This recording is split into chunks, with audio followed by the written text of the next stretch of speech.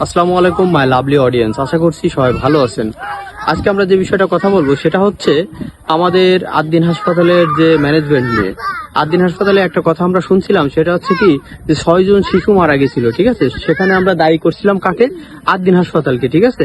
কিন্তু এই আদ্দিন হাসপাতাল কি করলো, একটা অবাক করা বিষয় করলো। সেটা হচ্ছে কি আদ্দিন হাসপাতালের যে ম্যানেজমেন্ট, সেই ম্যানেজমেন্টের যে প্রধান, তিনি কিন্তু পদত্যাগ করেছেন। হ্যাঁ, তারপরে কি করছেন? তারপরে করছেন হচ্ছে যারা দায়িত্ব অবহেলা করছিল তাদেরকে চাকরি থেকে বহিষ্কার করা হয়েছে, এবং যারা ভুল তথ্য প্রচার করেছে আদ্দিন হাসপাতালের ভিতরে তাদেরও কিন্তু চাকরিচ্যুত হয়েছে। তার মানে আমরা দেখলাম যে আর কোথাও, বাংলাদেশের আর কোথাও এমন ঘটনা দেখিনি যে তাদের অপরাধ স্বীকার করে এবং তারা হচ্ছে পদত্যাগ করে, এবং তাদের ম্যানেজমেন্টের ভিতরে যারা অপরাধী তাদেরকে চাকরি থেকে বহিষ্কার করে। এই প্রথম আমরা দেখলাম আদ্দিন হাসপাতাল। এবং আদ্দিন হাসপাতালটা কি?